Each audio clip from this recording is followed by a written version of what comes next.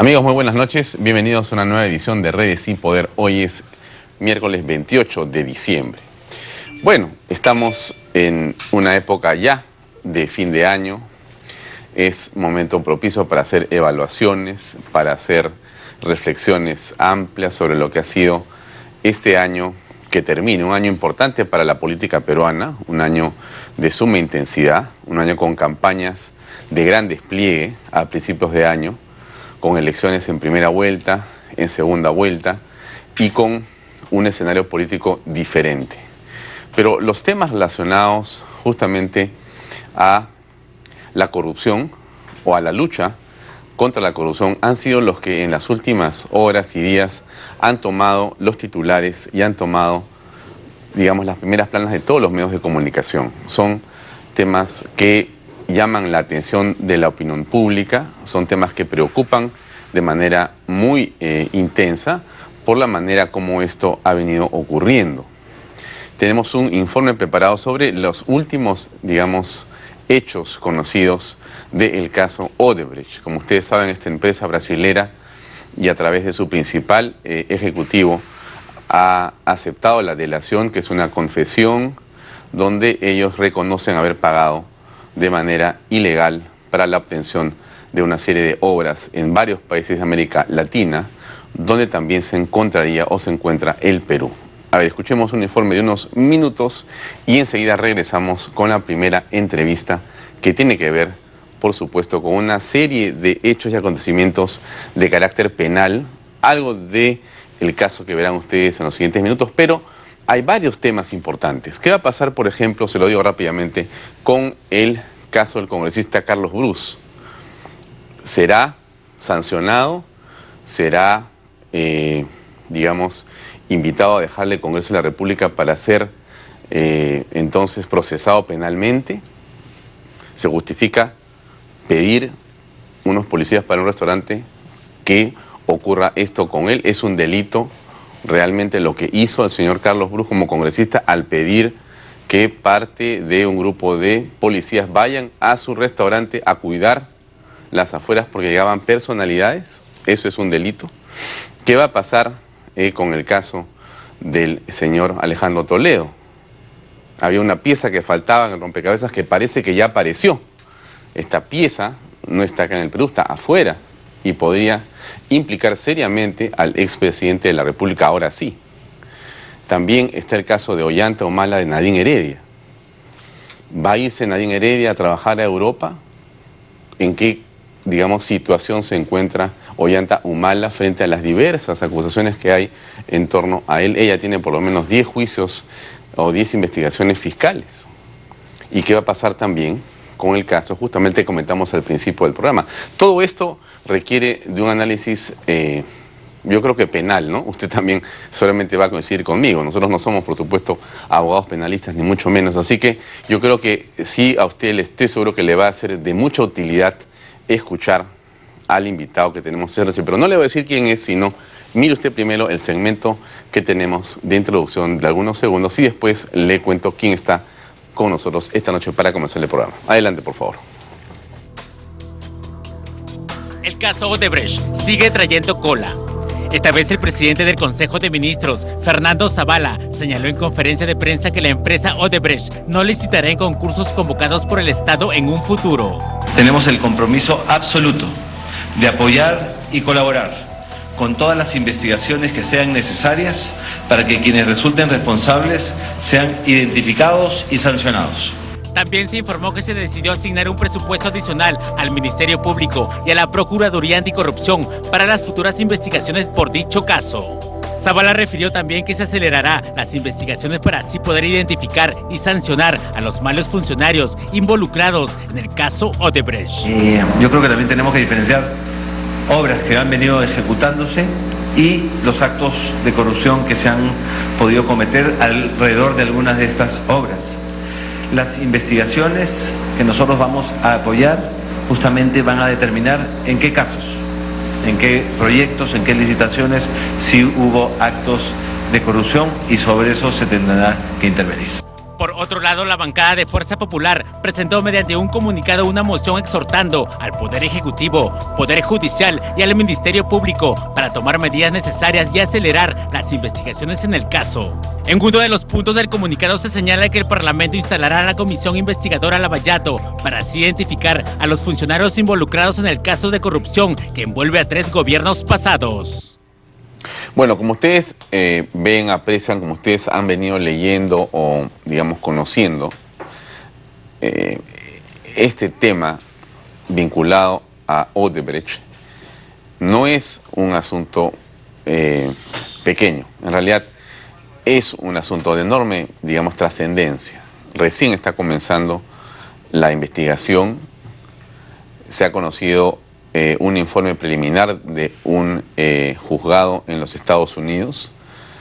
Hay una sentencia que prepara la justicia brasilera, a partir de lo cual se conocerán seguramente los nombres de las personas que han estado vinculadas a estos pagos ilegales para obtención de obras. Eso es finalmente lo que va a detonar una serie de circunstancias que van a ser de un dramatismo enorme. Hemos querido invitar esta noche a un especialista en Derecho Penal, él es el doctor César Nagasaki, para que comente y nos ilustre. Yo le pido a usted que nos acompañe en el programa. Es importante escuchar siempre las voces de los especialistas, de los que saben sobre un tema, porque sin apasionamientos nos puede contar, nos puede comentar, nos puede dar luces de lo que podría pasar. Usted en su casa, señor que nos sigue, yo creo que esto es muy interesante y muy importante, que usted conozca qué es lo que piensa un penalista que ha estado en, digamos, otras circunstancias, en otros momentos en la historia, viendo temas que podrían ser de alguna relevancia o cercanía o parecidos, nos puede ilustrar sobre cómo es que esto puede proceder, cómo va a avanzar y qué deberíamos esperar los peruanos. Y estos temas tienen que ver, por una razón muy sencilla, ¿no? Tienen un impacto político. Por eso es que no es un caso cualquiera. Tienen un efecto político. Pueden traer como consecuencia una catástrofe política. Por eso es importante que escuchemos lo que esto significa, sin apasionamiento, sin ningún tinte político, sino para tratar de preguntarle al doctor Nagasaki qué es lo que hay detrás y qué podemos esperar los peruanos. César, buenas noches, gracias por acompañarnos. Gracias, Alfonso. Comencemos con el caso que creo que es el más sencillo de todos, que es el de el doctor o el señor Carlos Brus, que él utilizó una carta, un membrete del Congreso de la República en su calidad de congresista de la República para pedir a la Policía Nacional que le pueda facilitar a algunos de los miembros de esta institución para poder cuidar o proteger o dar resguardo a un evento de un restaurante que él inauguraba en la Costa Verde, en Lima. Y esto ha sido publicitado ya, ha sido conocido por la opinión pública. Hay mucha gente que ha mostrado su rechazo. El congresista Brus ha señalado que él pide disculpas, que reconoce que fue un error y da la impresión que con eso podría terminar el asunto. Sin embargo, esto ha avanzado hacia la Comisión de Ética del Congreso e inclusive se ha presentado una acusación constitucional que podría... Denuncia constitucional. Una denuncia, perdón, que podría traer como consecuencia simplemente la pérdida de sus calidades de congresista y el sometimiento al fuero penal correspondiente. ¿Es así? ¿Es tan grave que una persona coja un papel membretado del Congreso si no hubo finalmente policía que fue a ningún evento? Hay que ubicar el hecho en su contexto. El tema no es si la carta generó o no la consecuencia que tú señalas, que es la asistencia de policías a resguardar un establecimiento comercial privado del congresista Brus, sino que hubo un uso indebido del cargo, porque desde su condición de congresista, él utiliza la correspondencia, los sellos, la documentación, los signos distintivos del Congreso. No me cabe ninguna duda que ese hecho constituye una infracción a la ética parlamentaria, porque además del uso indebido del cargo, lo realiza un congresista de gran experiencia y que por tanto conoce perfectamente lo que puede y no puede hacer un congresista. Entonces, desde el punto de vista de la ética parlamentaria, pronostico que debería darse una sanción y probablemente la mayor de 4 meses de suspensión. ¿De quién se trata? Pero esto no es una ojeriza contra Bruce, esto no es forzar el tema, esto no es abusar el uso poder indebido del cargo es indiscutible, Alfonso. Pero si no fueron los policías. Sí, pero vuelvo a decir, la cosa es que un congresista realizó una petición como congresista para un negocio particular. Sí, pero el uso de un papel membretado va a hacer que me suspendan el Congreso 4 meses pero vamos, por poner un sello. La infracción ética es que, ojo, es el uso indebido del cargo. Para la evaluación ética, lo que corresponde es, usted tiene una serie de potestades, usted tiene el poder de convocar a la policía para cumplir sus funciones parlamentarias. El hecho serio, no menor, es que estoy utilizando mis funciones parlamentarias, mi cargo de congresista, para un negocio particular. Entonces, evidente que infracción ética hay. Lo que sí corresponde evaluar es si además de una responsabilidad ética, cabe una responsabilidad penal, porque hay que diferenciar que la denuncia ante la Comisión de Ética tiene su procedimiento y la denuncia constitucional no es para solicitar un procedimiento ético. Pero si el hecho no se llevó a cabo, si no hubo traslado de policías, ¿por qué se le va a, digamos, sancionar a una persona que intenta hacer algo pero que no lo logra hacer? Ok, es que ese tipo de análisis es tentativa o delito consumado que funciona para el tema del campo penal, no para el campo ético. Si un congresista está borracho en la calle públicamente y dice, pero no he dañado a nadie, dañas la imagen. El hombre más honesto, ¿quién es el llamado a hacer respetar el cargo, a ejercer regularmente los cargos? Son los altos funcionarios públicos. Un funcionario público, entonces pregunto, si un alto funcionario público se involucra en un negocio privado, ejerce su cargo para favorecer un negocio privado y no es ni siquiera una infracción ética, entonces el alcalde que ejerce indebidamente su cargo, el concejal distrital que ejerce indebidamente su cargo, no sería nada. La función ética es una función de docencia, sobre todo en esta época en que se necesita establecer que los altos funcionarios públicos son los primeros guardianes de la ética de un país. ¿Hasta dónde puede llegar el tema? ¿Pueden desaforarlo al señor Bruce para que vaya al fuero penal? En el procedimiento ético, la sanción máxima, por ejemplo, Heriberto Benítez se le puso, es de 4 meses de suspensión. Es de 4 meses de suspensión. Pero ahora, en el campo penal se ha formulado una denuncia constitucional, como señalaste en la introducción. La subcomisión de acusaciones constitucionales tiene que evaluar esa denuncia para determinar si procede o no abrir un proceso de antejuicio. Ese proceso de antejuicio tiene por propósito que el Pleno finalmente decida si se levanta la inmunidad y se abre un proceso penal propiamente, o no se levanta la inmunidad y no se abre un proceso penal. Y ahí el tema en discusión no es si hubo policías o no. El tema en discusión es el Código Penal prohíbe, como delito de peculado de uso, usar indebidamente el patrimonio del Estado. Ya, el sello y esa carta es el uso indebido. Esa es la discusión. Esa es la prueba. Esa es la discusión en el tema penal. Si el uso de sellos, de signos distintivos, de la correspondencia del Congreso es un uso patrimonial.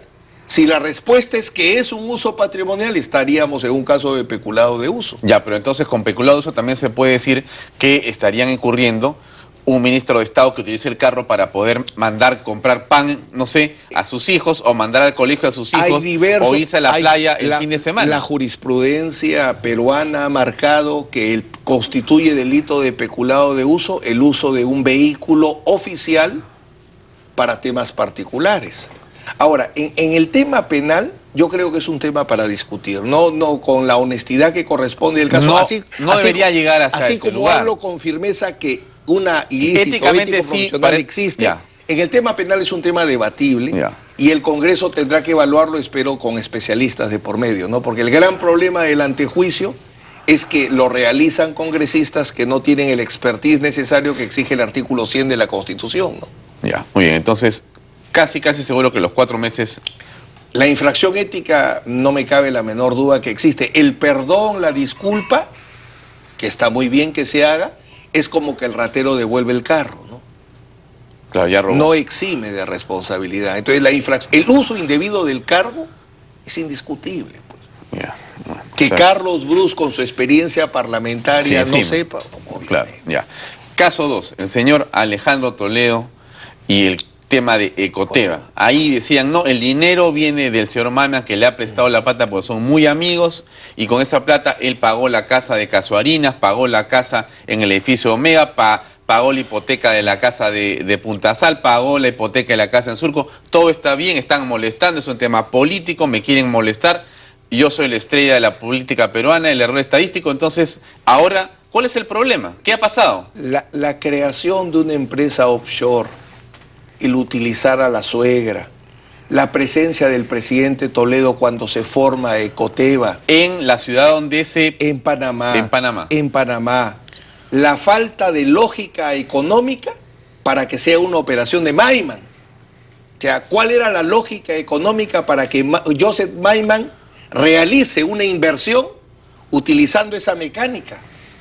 La falta de la atipicidad de la operación. Si Joseph Maiman pudiera demostrar que en el mundo él hace inversiones utilizando empresas offshore y a viejitas, podría ser válido. A mí no me cabe la menor duda que esa entrega de dinero, que no fue primero, no fue un préstamo, como inicialmente se decía. Segundo, no es una operación de Joseph Maiman. Los indicios son claros que ahí hubo una entrega de dinero de Joseph Maiman a los esposos Alejandro Toledo y Elian Carr. Pero el eslabón de la cadena que faltaba es, correcto, Maiman les entrega, les devuelve dinero. ¿De dónde recibía Maiman la plata? Pero ¿para qué? No, el móvil. ¿Para qué? ¿Para qué? ¿Por qué Joseph Maiman les tenía que dar dinero?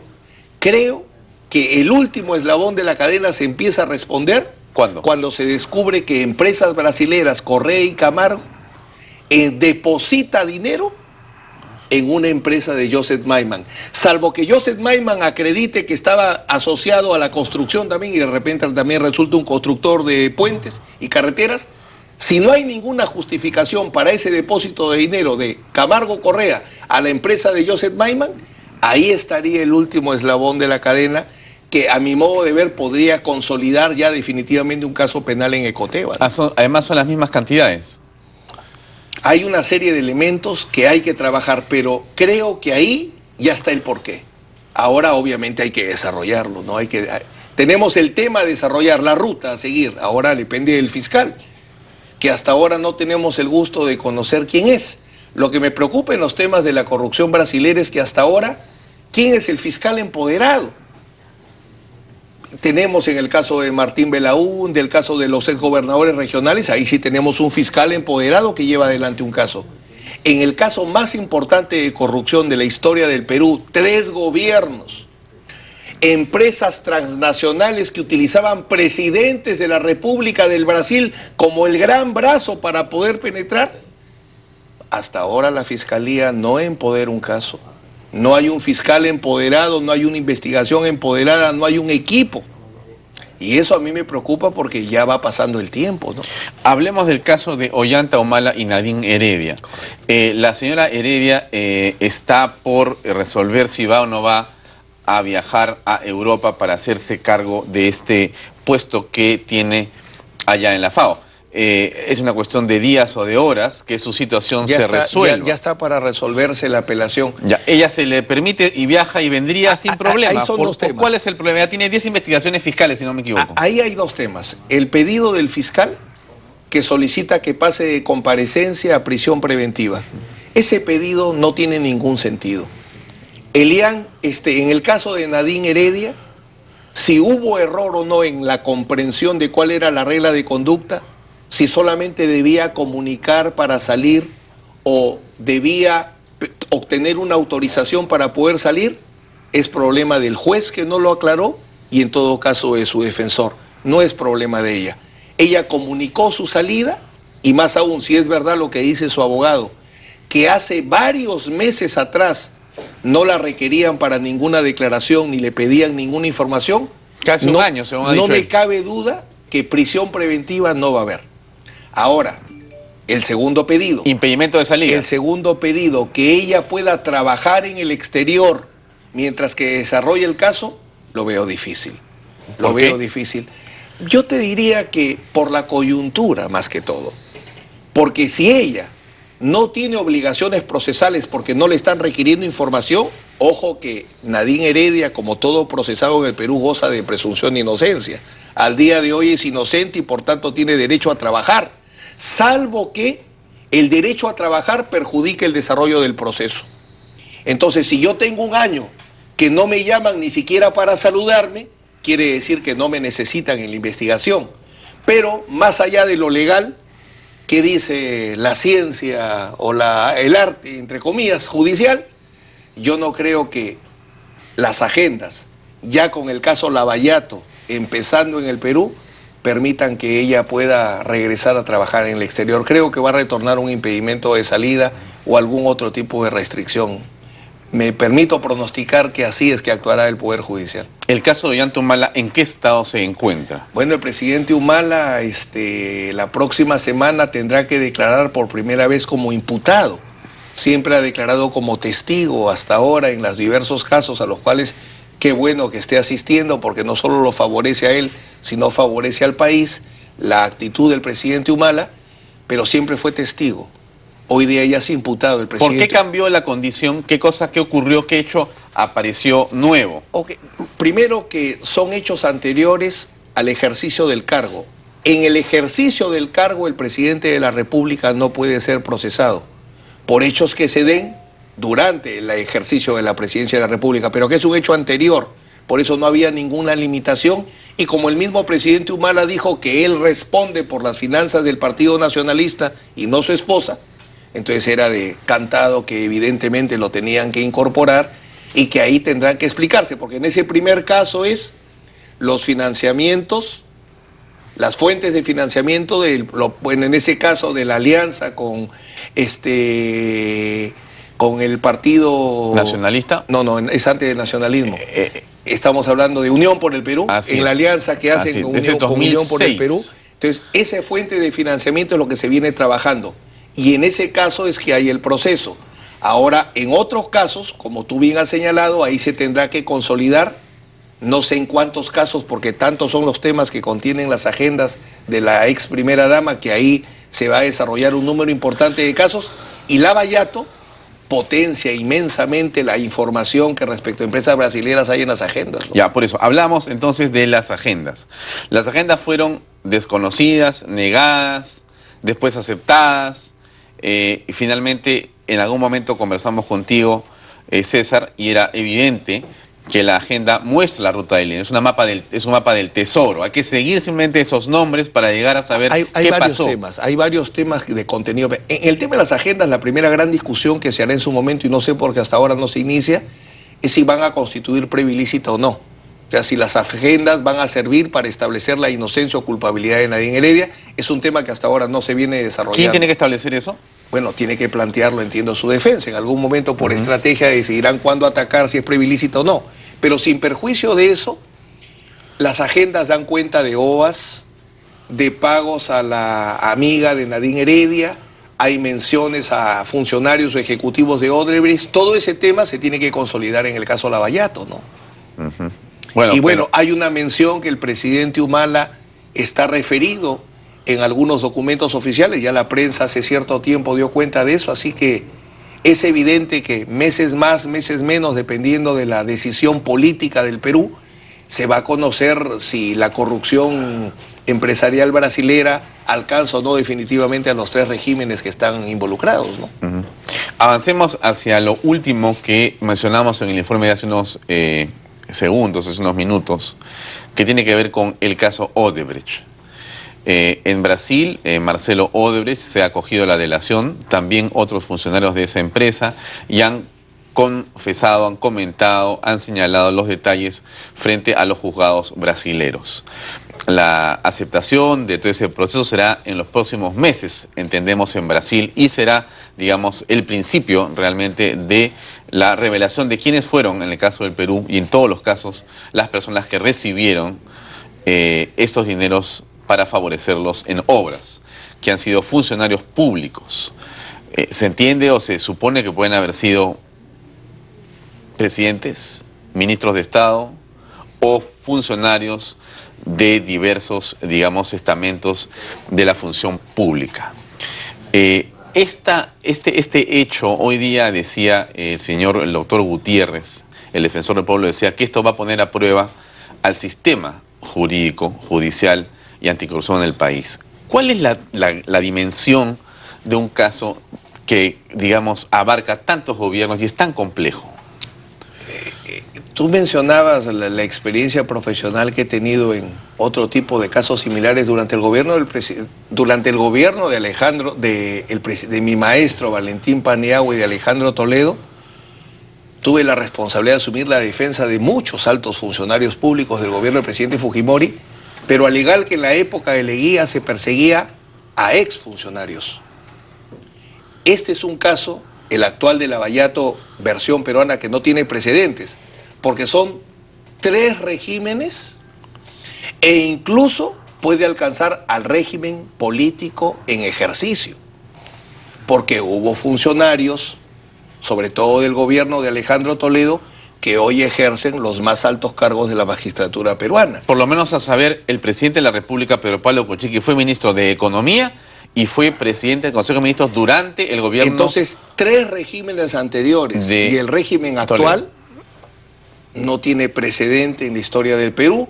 Si a eso le sumas que desde Brasil, lo más grande del mundo, lamentablemente no solo en fútbol, viene una macro corrupción donde los agentes promotores son presidentes de la República del Brasil. Entonces, el caso no tiene ningún precedente.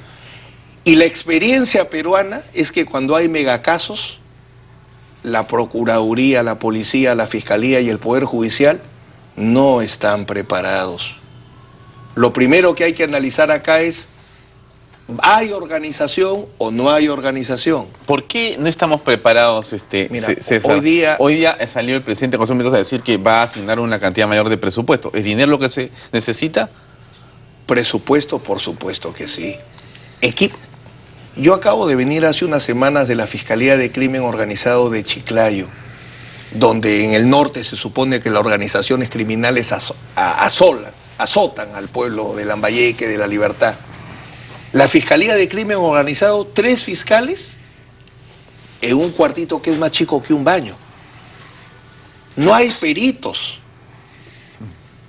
No hay peritos. Las fiscalías de crimen organizado no avanzan porque no tienen peritos. O sea, en realidad las condiciones son paupérrimas para que puedan trabajar. Así que en la estructura actual no están en condiciones. ¿Hace cuánto tiempo se está con el caso Lavallato? ¿Quién es el equipo de fiscales? ¿Qué presupuesto tiene? No hay. ¿Cuál es el equipo de procuradores? En la época de la persecución que hubo del régimen del presidente Fujimori se construyó un grupo de procuradores estrellas. Ugaz, Sabache, Ronald Gamar. ¿Por qué ahora no se constituye un grupo de estrellas para que sean los procuradores? Si se trata en el tema de la Procuraduría. En Fiscalía no tienen presupuesto, no tienen equipos. Recuerda que Pablo Sánchez hace varios meses dijo al Consejo Nacional de la Magistratura: ya no me nombren fiscales porque no hay presupuesto para contratarlos. Entonces la realidad peruana es que educación, salud y justicia están en una crisis completa. Bueno, no hay, en las actuales condiciones no hay infraestructura en el sistema de justicia para enfrentar un caso como Lavallato. César, ¿esto va a caer en nada entonces? Salvo que con un presupuesto importante. El tema inicia siendo presupuesto. Ya, ¿y después? Organización y decisión. Y decisión, que no haya ningún tipo de compromiso y se pueda llevar adelante las investigaciones. Pero a mí me llama la atención que en el caso de Martín Belaún del Ocio hay un búnker. Tú llegas, hay todo un piso dedicado a Martín Belaún del Ocio. Pues, ¿en dónde? En la Fiscalía. Tiene totalmente organizada una gigantesca fiscalía. ¿Dónde está Martín Belaún del Ocio? Es una excelente pregunta, ¿no? Sigue enfermo, dicen, en la clínica. Qué suerte, ¿no? Bueno, sí, yo no he tenido un patrocinado que tenga esa suerte. ¿Tendrá amigos poderosos? ¿O no, amigas? Bueno, no lo sé, pero la Fiscalía debería explicar esa situación, el Ministerio de Justicia y el INPE, porque el INPE finalmente depende de la ministra de Justicia, ¿no? Sería bueno preguntarle a doña Marisol Prestello la situación exacta del señor Martín Belaúnde del Ocio, ¿no? Que no la veo hace tiempo. El presidente Kuczynski hace unos días dijo, no hay que ver muy mal lo de Lavajato, perdón, lo de Odebrecht. Entonces dice, perdóname que haga este comentario, pero no puedo dejar de hacerlo. Entonces le dicen, pero Estados Unidos, ¿cómo se va a equivocar? Entonces dice, Estados Unidos se equivoca, está en gestión. ¿Por qué se equivoca Estados Unidos? Porque yo he revisado todo el caso de Manuel Burga y no había ni una prueba. Pero no podía hacer nada porque ya la Corte Suprema había decidido y lo mandé para Estados Unidos. Bueno, le hubieran asesorado adecuadamente que podía hacer bastante, ¿no? Si es que esa era su conclusión, que no había nada, ¿no? O sea, debió asesorar a la ministra. Deben asesorar mejor al presidente. Por ejemplo, explicarle que, si bien es cierto, es muy encomiable que no se paralicen las obras de Odebrecht, pero si hay delito responden las personas naturales y también las personas jurídicas. Las empresas también hoy se les procesa penalmente y se les sanciona. Entonces hay que explicarle mejor cómo debe luchar por lograr que no se paralicen las obras. Yo estoy totalmente de acuerdo, pero no se puede dejar de tocar a Odebrecht. Donde los ejecutivos de Odebrecht hayan cometido delito, las empresas también tendrán que asumir las consecuencias penales, civiles y administrativas. A ver, ¿es tan grave que aparezca el nombre de un funcionario público vinculado en la declaración de Marcelo Odebrecht y de los representantes de Odebrecht en Brasil? ¿Es tan delicado, es determinante para efectos de una investigación penal? A ver, vamos. La información tiene que salir oficialmente. Claro, el juzgado tiene que decir, estos son. Tiene que celebrarse el acuerdo de colaboración eficaz y una vez que esté celebrado, allá por cierto, y una vez que esté celebrado, recién la información se puede ir utilizando. Antes no. El que Estados Unidos comunique que tiene un acuerdo, sin nombre, ha hablado de temas y de casos. No está en el momento procesal todavía. Así es. No está en el momento procesal. Entonces lo que se puede hacer en el Perú por el momento es diferenciar en el campo penal, iniciar investigaciones con fuerza, con presupuesto. Y en el campo de los contratos, cláusula anticorrupción, medidas administrativas para ir sacando a Odebrecht y a las empresas brasileras sin paralizar las obras que evidentemente no conviene al país, ¿no? Ahí hay que hacer una ingeniería jurídica y trabajarla bien, pero se puede trabajar. Odebrecht tiene que salir, pero no pues vendiendo su cesión de posición contractual, que una empresa le pague y que se vayan contentos. Obviamente eso no se puede permitir. Ya, ahora, Odebrecht se debe ir del Perú sin un solo sol. Hay una preocupación, y ya hay que comentarlo, porque para eso estamos aquí en un programa y estamos en un país con libertad de expresión, en que efectivamente el presidente de la República pudiera haber estado cercano de alguna manera a algún acto de este tipo, salvando el respeto que merece la investidura presidencial de Pedro Pablo Kuczynski. Por supuesto que sí, pero estamos acá para poner hipótesis, César Nacasa, que tú eres un penalista y de eso estamos hablando. No estamos en modo alguno inculpando a nadie. Estamos haciendo una hipótesis sobre algo que podría ocurrir. Si fuera así, si un nombre de la importancia de Pedro Pablo Kuczynski apareciera en estas revelaciones en Brasil, ¿qué implicancia, no sé si la palabra es jurídica, y finalmente cuál es la derivada política que podría tener desde tu punto de vista? Es correcto. Bueno, como tú bien dices, sería terrible porque 5 años de parálisis y ahora no salir adelante, no creo que el país lo pudiera soportar. Pero jurídicamente, si un presidente de la República... En ejercicio. Un presidente de la República en ejercicio estuviese ante la posible comisión de un delito, el primer remedio jurídico que establece la Constitución es la vacancia, donde la vacancia por falta de autoridad moral. Entonces la vacancia por responsabilidad moral o por incapacidad moral, por las 2/3 partes del Congreso de la República sería la acción inicial, porque un presidente de la República no puede ser tocado penalmente, no puede ser investigado o procesado mientras que esté en el ejercicio del cargo. El presidente de la República tendría que dejar de ejercer el cargo para recién poder ser sometido a algún tipo de investigación.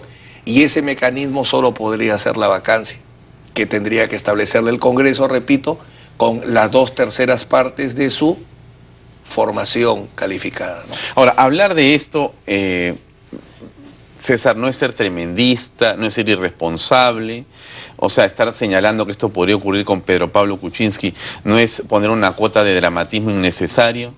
Él ha dicho, yo no tengo nada que ver, yo nunca he recibido nada, en todo caso, yo no sé. Creo que por el bien de todos los peruanos tenemos que creerle al presidente. En primer lugar. Si el presidente y hoy día el primer ministro ha dicho que va a dar un presupuesto, bueno, que la próxima semana den un presupuesto importante a la Fiscalía y que mi querido amigo Pablo Sánchez inmediatamente nombre a las superestrellas de la Fiscalía en un grupo de investigación que pueda ser serio y se ponga un plazo para ir a recoger la información que hace mucho tiempo se puede traer desde Brasil y que no sé hasta ahora por qué no la traen, ¿no? Yo entiendo que Pablo Sánchez, a quien quiero mucho, es el mejor fiscal que hay en el Ministerio Público, hombre muy honesto, muy prudente, pero este no es el momento de guardar silencio. Este es el momento de empoderar una investigación y decir, tranquilos todos, que acá está el grupo estelar de la Fiscalía que les garantiza que se va a conocer la verdad en el caso Lavallato. Eso debería ser lo más pronto posible. Ahora, para cerrar esta entrevista, César, ¿qué reflexión? Tú enseñas Derecho Penal en las universidades, eres un profesor de muchísimo tiempo. ¿Qué reflexión te trae que el presidente Alejandro Toledo esté inmerso en un tema como este, que la esposa del señor Ollantumala, que el presidente Ollantumala, que el presidente en ejercicio pudiera estar vinculado a cosas parecidas a estas? ¿Qué cosa es lo que te trae como reflexión final, César Nakazaki? Me preocupa profundamente porque no se aprende ninguna lección. Hubo una gran persecución justa e injusta al régimen del presidente Fujimori. ¿Cuál fue la lección? Se suponía que eran los aladís morales que iban a demostrar que lo otro había sido equivocado. Yo creo que lo resumiría en lo siguiente. Tengo un libro de 1902 de educación cívica, primero de primaria de un colegio público. A esos chicos en 1902 les enseñaban por qué había que pagar tributos y por qué había que sufragar.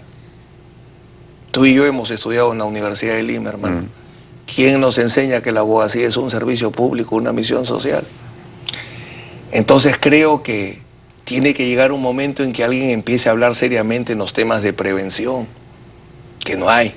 Si no hay partidos sólidos, no hay financiamientos serios, no hay cuadros serios, cada 5 años tendremos que rezar quién asume la presidencia de la República. Y nuestros hijos no merecen nada. Estamos al comienzo de un siglo. Ya deberíamos estar caminando con ritmo, ¿no? Sí, pues al final todo termina siendo un tema de valores y principios que comienzan en la casa, ¿no? En el hogar, ¿no? Si la familia, el barrio y el colegio no están sanos y no funcionan, nada se va a detener.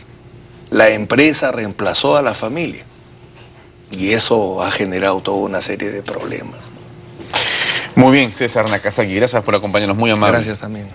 Amigos, seguimos con el programa, vamos a una pausa comercial y regresamos con un expresidente del Consejo de Ministros y ahora congresista de la República por Alianza para el Progreso. Él es don César Villanueva, para que nos comente, bueno, cómo fue este acuerdo nacional de hace unas horas, qué perspectivas hay y cómo ve la situación de la coyuntura política a fin de año. Regresamos enseguida con más en Redes y Poder. Permiso.